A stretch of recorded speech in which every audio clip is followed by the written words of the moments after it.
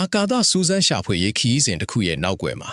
တင်ချာတွက်ချက်မှုတွေတဲ့ပိုမိုနှဆိုင်တဲ့ဆုံးဖြတ်ချက်တွေနဲ့စိန်ခေါ်မှုတွေရှိနေပါတယ်။ဤပညာပိုင်းဆိုင်ရာကျွမ်းကျင်မှုကမရှိမဖြစ်လိုအပ်တာမှန်ပေမဲ့အလွန်ခက်ခဲတဲ့မစ်ရှင်တွေကိုအကောင့်ထဲပေါ်တဲ့အခါလူသားချင်းဆက်သွယ်ဆောင်ရွက်မှုကပိုပြီးအရေးပါလာတာကိုမိတ်ဆွေသတိထားမိမှာပါ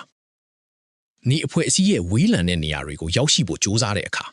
အင်ဂျင်နီယာတွေကသူတို့ရဲ့ဆုံးဖြတ်ချက်တွေကိုဘလို့ခိုင်ခိုင်မာမာချမှတ်ကြတယ်လဲဆိုတာကစိတ်ဝင်စားဖို့ကောင်းပါတယ်။ NASA ရဲ့ဂျိုတစ်ပန်မစ်ရှင်ပေါင်း40ခန့်ကိုကြီးကြပ်နေတဲ့ Darius Yagubi ဟာမတူညီတဲ့စွမ်းစားမှုတွေနဲ့နေ့စဉ်ရင်ဆိုင်နေရပါတယ်။မစ်ရှင်တိုင်းဟာအဆင့်တန်းတူညီတာမဟုတ်ပါဘူး။အချို့ကတော့ကုန်ကျစရိတ်တက်တာပြီးအောင်မြင်ရင်အကျိုးမြတ်အလွန်များနိုင်ပေမဲ့ကြာရှုံးနိုင်ခြေလည်းမြင့်မားပါတယ်။ဒီလိုအခြေအနေမျိုးမှာဘလောက်အထိအန်ဒရဲကိုလက်ခံမလဲဆိုတဲ့စီကံတတ်မှတ်ချက်တွေကိုကြိုတင်ချမှတ်ထားဖို့လိုအပ်ပါတယ်။အခုလက်ရှိလှုပ်ဆောင်နေတဲ့ Dragonfly Mission အကြောင်းကိုကြားရင်သိပ္ပံစိတ်ကူးရင်ရုပ်ရှင်တွေကအတိုင်းဖြစ်နေတာကိုတွေ့ရပါလိမ့်မယ်။ဒါဟာစနေကျော်ရဲ့လက်တဆင်ဖြစ်တဲ့ Titan ပေါ်မှာပြန်တန်းမဲ့ SUV ကားတစ်စီးစာလောက်ရှိတဲ့ Nuclear စွမ်းအင်သုံး drone ကြီးဖြစ်ပါတယ်။ဒီလောက်ကြီးမားတဲ့စီမံကိန်းတွေကိုအကောင့်ထဲပေါ်ဖို့ဆိုတာနည်းပညာထက်ပိုမိုတဲ့ပေါင်းစပ်ညီညွတ်မှုတွေလိုအပ်ပါတယ်အသက်မွေးဝမ်းကြောင်းလုပ်ငန်းမှာ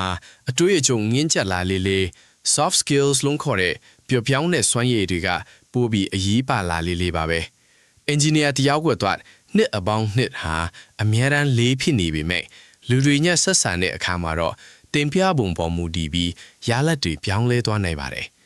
တရင်စကားတစ်ခုကိုစီမံခန့်ခွဲသူတွေနဲ့သိပ္ပံပညာရှင်တွေစီရအောင်ပို့ဆောင်တဲ့အခါတစ်ဖက်လူရဲ့နောက်ခံအကြောင်းအရာကိုနားတယ်ထားဖို့Artemis အစီအစဉ်မှာအသုံးပြုတဲ့ SLS ဒုံးပျံဒီဇိုင်းကိုလှုပ်ဆောင်စဉ်က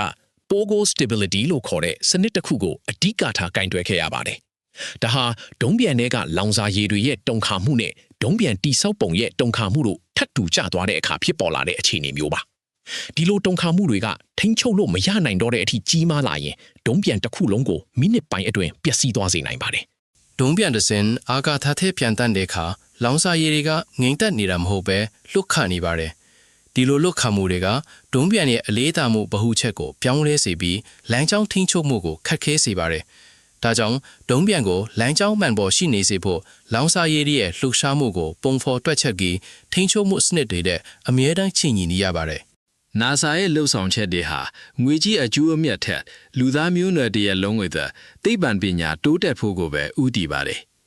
အာကာသခရီးစဉ်တွေကနေရရှိလာတဲ့အသိပညာတွေဟာကျွန်တော်တို့နေထိုင်တဲ့ကမ္ဘာမြေနဲ့လူသားတွေအကြောင်းကိုပုံမနားလည်စေပါတယ်။ဒီလိုကြီးမားတဲ့ရည်မှန်းချက်တွေစီလွှမ်းတက်ဖို့ဆိုတာအဖွဲ့အစည်းအတွင်းမှာတယောက်နဲ့တယောက်ထိရောက်စွာဆက်သွယ်ဆောင်ရွက်နိုင်မှုကသာအထူးသောချက်ဖြစ်နေပါတော့တယ်။